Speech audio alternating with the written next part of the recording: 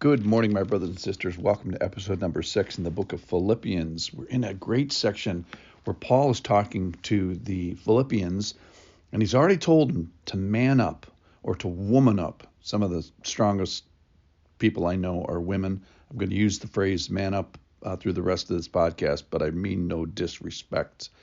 So he's been imprisoned. He's facing life and death.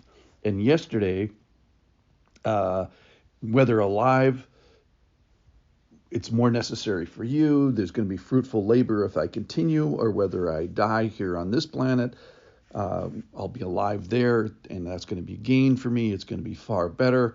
My choice is to honor Christ. His choice is whether I live or die.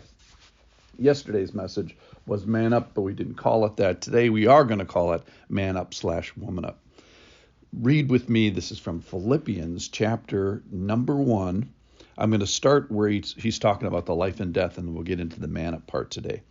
For me to live is Christ, and to die is gain. That's 121. If I'm to live in the flesh, that means fruitful labor for me. Yet which I shall choose, I cannot tell. He doesn't get to choose, actually. The Lord chooses. I am hard pressed between the two. My desire is to depart and to be with Christ, for that is far better. But to remain in the flesh is more necessary on your account. Convinced of this, I know that I will remain and continue with you all for your progress and your joy in faith, so that in me you may have ample cause to glory in Christ Jesus because of my coming to you again. And then here we go. There's 4 verses. Each one of them talks about manning up. Verse 27, only let your manner of life be worthy of the gospel of Christ, so that whether I come and see you or am absent, I may hear of you standing firm in one spirit, with one mind, striving side by side for the faith of the gospel. Verse 28, and not frightened in anything by your opponents. This is a clear sign to them of their destruction, but of your salvation, and that from God. Verse 29, for it has been granted to you that for the sake of Christ you should not only believe in him, but also suffer for his sake. Verse 30, engaged in the same conflict you saw that I had now, and I hear that I still have. So Paul is saying to the Philippians, I want you to man up in life or death. That's what he talked about yesterday. I want you to man up in posture, stand firm. I want to man up in effort. I want you to strive. Man up together, do it side by side. Man up in attitude, don't be frightened. Man up in suffering, for I've allowed it, I've granted it. And man up in conflict. Man up in various situations. So verse 27, you're a Christian, and I want you to act like it. Let your manner of life be worthy of the gospel. Behave as citizens of the gospel. Why, for you and for here, why do we do this?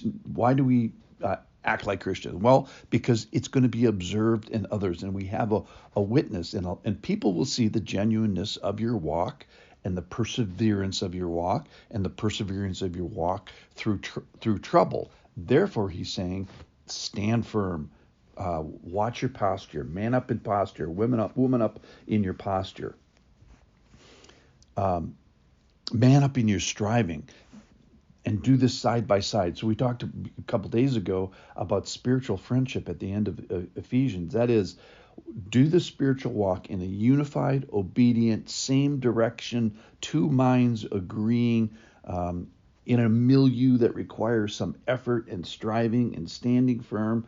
And don't be surprised that the spiritual life is not Disneyland. Yesterday was all about life and death and imprisonment in Roman. So you're going to need full courage and effort, striving and continuing in its efforts. So don't be surprised at that. Next, man up in attitude. That is, don't be frightened by fearful situations. Your opponents are going to witness you standing firm attitudinally in potentially scary situations, and it's going to assure them of your difference. It's a clear sign to them of your destruction, and it's a clear sign to them of your salvation. So don't be afraid of opportunities to be afraid, if you will. God can make you fearless and reassure you of your salvation in nasty situations. Verse 29, it has been granted that you suffer.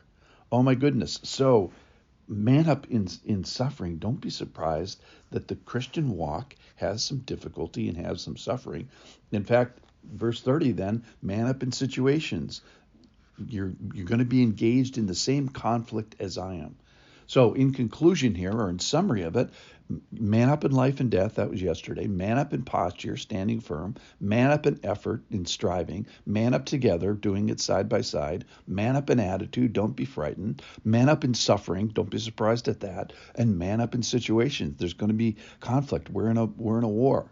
So what might you, dear listener, be facing that you are called to man up or woman up to? Is life difficult? Are you facing life or death? Some of you are. Cancers, tragedies. Paul is charging us to man up in various situations. Or maybe your character is being tempted, or you have challenges with anger or lust or sloth or covetousness or any of the other 10 or 100 commandments. Maybe it's a habit, alcohol. Maybe it's a temptation that you have to fellowshiplessness. I made that word up for you today. Maybe it's a relational difficulty that you need to stand firm in and man up. Maybe it's an attitude of potentially being frightened, or maybe it's enduring suffering. Now, here's the good news. That all along here is the charges for sure, man up today, woman up. The other part of this is he's given you the resources. He's given you everything you need to man up in the situation that you have. He's given you truth. He's given you armor and equipment that we talked about a couple days ago in Ephesians chapter 6. He's given you the ability to walk. And then remember, at the end of all the things that the Lord gave the armored up guy, is he gives them the superpower of the Spirit. So we have everything we need to man up, everything we need to woman up. Let's do that today.